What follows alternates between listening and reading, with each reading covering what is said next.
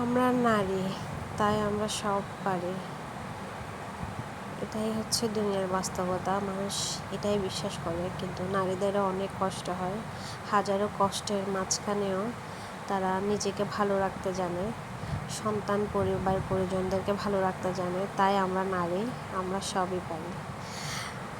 Hello everyone, আসসালামু আলাইকুম। আমি সঞ্জিত, আমার নতুন একটা ব্লগে আপনাদের সবাইকে স্বাগত জানাচ্ছি। কেমন আছেন আপনারা সবাই? আশা করছি ভালো আছেন। আল্লাহর অশেষ রহমতে আপনাদের সবার দোয়ায় আলহামদুলিল্লাহ আমিও ভালো আছি। এই তো রেডি হয়ে বের হয়ে পড়ছি, বড় ছেলেকে দেখতে যাব। আসলে মা তো নিজের চোখে সন্তানকে না দেখলে মনটা কেমন যেন অস্থির অস্থির লাগে, শান্তি লাগে না, হাজারো যতবারই কথা বলি না কেন। তো তাই গতকালকে মেহমান আসছিল। গতকাল বলতে কি, আমাদের বাসায় তো সবসময় মেহমান থাকে, আর স্পেশাল মেহমানদের জন্য স্পেশাল আয়োজন করা হয়েছিল টুকটাক। এ তো তার ভাবলাম যে আমি খেয়েছি, আমার ছেলে খাবে না, এটা তো হয় না। তো ছেলের জন্য সহ সব রকম নাস্তা রেডি করে নিয়ে নিলাম। এত তাড়াহুড়ো করেছি, তারপরেও এক আইটেম ফেলে গিয়েছি নাস্তা। আফসোস লাগতেছে পরে যে যাক, আলহামদুলিল্লাহ, যা হয়েছে শুকরিয়া। আল্লাহর নাম নিয়ে বিসমিল্লাহ বলে বের হয়ে পড়েছি। গেট ঘর সব তালা মেরে দিয়েছি। আমার শাশুড়িরা বাসায় নেই, আমার নানা শ্বশুর বাড়িতে হচ্ছে খেলা হচ্ছে, নৌকা খেলা বলে, আমাদের চট্টগ্রামের ঐতিহাসিক নৌকা খেলা এটা। কিন্তু আমি ছেলেকে দেখতে যাব, ছেলেকে কথা দিছি যে আমি যাব, সেজন্য আমি আর ওই নৌকা খেলায় যেতে পারলাম না। আমি যাচ্ছি ছেলেকে দেখতে। তো বাড়ির সবাই বলতে আমার শাশুড়ি, আমার ননদ, ওরা গিয়েছে আর কি। যেহেতু আমার মামা শ্বশুর, আমার খালা শ্বশুর ঘরে ভাসুর, ওরা সবাই ওই নৌকা খেলায় পার্টিসিপেট করে। তো সেজন্য না গেলেও না, ওরা ওখানে গিয়েছে, আমি চলে যাচ্ছি ছেলেকে দেখতে। অবশ্য ছোটো ছেলেকেও নিব না, ওকে আমার আম্মুর কাছে রেখে যাব, কারণ আপনাদের ভাইয়া যাবে আমার সাথে। আর আমার ছেলে বাবাকে দেখলে একটু বেশি বিরক্ত করে। আর আপনাদের ভাইয়ের দোকান থেকে যেহেতু যাবে, শর্ট টাইমে আসবে, শর্ট টাইমে যাবে, সব মিলিয়ে আর কি ছেলেকে আর সব জায়গায় নিয়ে যায় না। আম্মুদের সাথে মানে ফ্যামিলিদের সাথে যাইলে, ফ্যামিলি মেম্বারদের সাথে আমি সবসময়ই আমার ছেলেকে নিয়ে যাই। আর যখন আপনাদের ভাইয়ের সাথে যাই, বেশিরভাগ সময়ই আমি আর আপনাদের ভাইয়াই বের হই, ছেলেদেরকে নিয়ে বের হই না।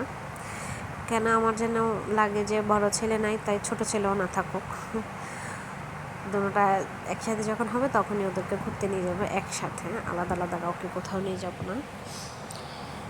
এই তো রিক্সায় উঠেই বকবক বকবক করছি আপনাদের সাথে।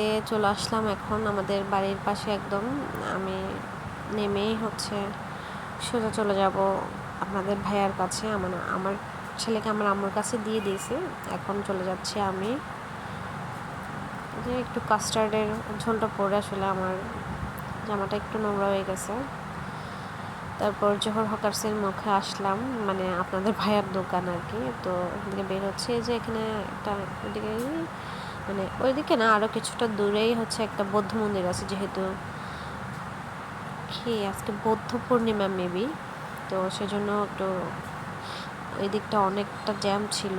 আর চট্টগ্রামের জ্যাম যেন দিন দিন বেড়েই যাচ্ছে, একদম শান্তি লাগতেছে না।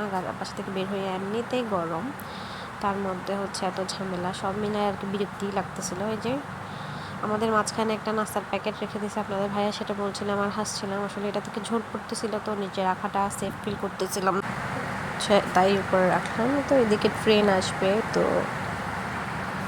আমি সেটাই আপনাদেরকে দেখানোর চেষ্টা করছিলাম। জানি তেমন একটা দেখা যাচ্ছে না, ওই যে কর্নারে একটু করে দেখা যাচ্ছে। আসলে মানুষের ভয় নাই। একজন মানে এখানে হচ্ছে কি বলো এটাকে, মানে মহিলা আর কি, যিনি হচ্ছে বাঁশি বাজায় বা ফ্ল্যাগ ওড়ায় যখন এই যে মানে ট্রেনটা আসে, গ্রিন সিগন্যাল রেড সিগন্যাল দেখায়, একজন মহিলা, উনি একজন ভদ্র মহিলা, উনি কিন্তু দেখাচ্ছিল রীতিমতো, উনি বাঁশি বাজাচ্ছিল, এদিক থেকে এদিকে ছোটাছুটি করছিল, কিন্তু মানুষটা একদমই মানছিল না। মানে কি বলবো, ওরা সরাসরি হচ্ছে আপনার মানে চলে আসতেছিল, মানে একদমই ট্রেনের তোয়াক্কা করছিল না। এই জন্যই আসলে এত দুর্ঘটনা ঘটে, কারণ মানুষ কোনো কেউই, সেটা আমরা আপনারা সবাই ধৈর্যশীল না। আসলে আমরা অনেক অধৈর্য হয়ে গেছি, যে কোনো কিছুটা তাড়াহুড়ো করি, সেজন্যই আমাদের আসলে বিপদটা বেশি আসে। তো ওয়েট করছিলাম আর মানুষগুলোর অবস্থা দেখে আমার একদম রীতিমতো মাথা খারাপ হয়ে যাচ্ছে। একে তো গরমের মাথা খারাপ, যে প্রচুর গরম, আর কেন জানি ইদানিং গরমটা একটু বেশিই পড়ছে, আমি তো একদমই সহ্য করতে পারছি না। বাইরে আল্লাহই জানা, আমরা তো এসি ফ্যান সব কিছু ছেড়ে বসে আছে। পুরুষরা তো কর্মর জন্য বের হচ্ছে, ওরা কীভাবে থাকতেছে, যাদের বাড়ি নাই ঘর নাই ওরা কীভাবে থাকে, ওরা কীভাবে এরকম তীব্র গরম সহ্য করে, শুধু সেটাই মাথায় আসে।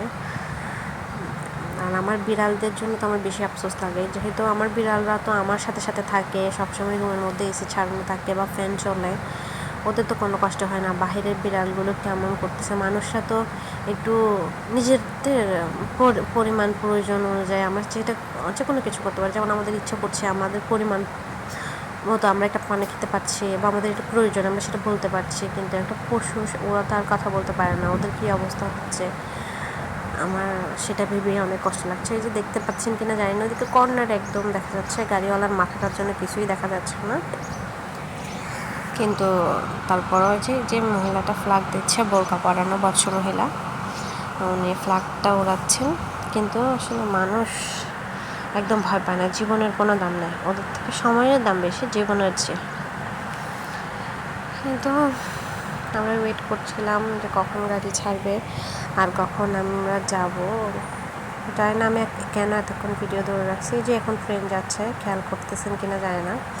আমি আসলে মূলত ট্রেনটা যাওয়ার জন্যই ভিডিও করছিলাম। অনেক সময় সামনে থাকে স্পষ্ট করে দেখা যায়, বাট আজকে একটু পিছনে পড়ে যাওয়াতে তেমন একটা দেখা যাচ্ছে না। তারপরে একটু করে দেখা যাচ্ছে কর্নার দিয়ে যে যাচ্ছে, প্রায় 4-5টা মনে হয় বগি ছিল যে যাচ্ছে, আর অত বেশি বড় না ট্রেনটা, মানে মিডিয়াম আর কি।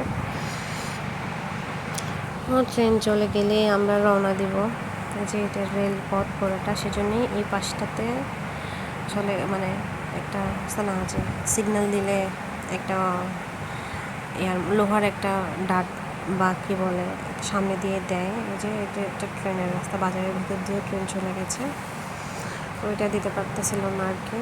তো তারপরে এসে আমরা ওয়েট করতেছিলাম, যেহেতু আমার ছেলের মাদ্রাসাটা একদম মানে কী বলবো 2 নম্বর গেটের পাশেই, মানে বেশিক্ষণ সময় লাগে না, 2 নম্বর গেট থেকে 5 মিনিটও লাগে না, 2-3 মিনিট হলে হয়ে যায় মনে হয়, জ্যাম না থাকলে আর কি, আর জ্যাম থাকলে 5-10 মিনিট। তো চলে আসলাম, এখন এসে ওয়েট করছি, আপনাদের ভাইয়া গেল ওদেরকে ডেকে আনতে। আমি পুরুষ মানুষ, মানে আছে না যে সঙ্গে একজন পুরুষ মানুষ থাকলে একটা সাহস থাকে, যেমন ধরেন আমি গেলে তো আমার নিজে থেকে সব কিছু করতে হয়, এখনও গেল আর আমি বসে আছি, সবাই সবার মতো গল্প করছে, আমি বসে আছি, কারণ কেমন যেন লাগছিল, মানে তো আমি আসলে কী বলবো চাই না, মানে হয়তো সব জায়গায় যে হুট করে আমি কমফোর্টেবল ফিল করি না, আবার এমনও সময় আছে যে হুট করে আমার গেলে অনেক বন্ধু হয়ে যায়। কিন্তু ছেলেদেরকে খাবার দাবার খাওয়াইলাম আর ভিডিও করি নিয়ে, এখন খাইয়ে দাইয়ে ওদেরকে একটু বাইরে নিয়ে আসলাম, কী কী লাগবে টুকটাক জিনিস কিনে দিব, তারপর দেন ওদেরকে বাইরে দিয়ে আর আমরা চলে যাব।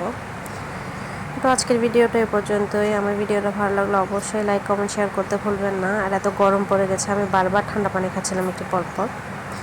তো আজকের ভিডিওটা এখানে শেষ করছি। সবাই ভালো থাকবেন, সুস্থ থাকবেন, আর পরিবারের জন্য দোয়া করবেন, বিশেষ করে আমার ছেলেদের জন্যে, সবার জন্যই দোয়া করবেন, আর আল্লাহ তাআলা যেন আমার মনের ইচ্ছাটা পূরণ করে। আল্লাহ হাফেজ, আসসালামু আলাইকুম।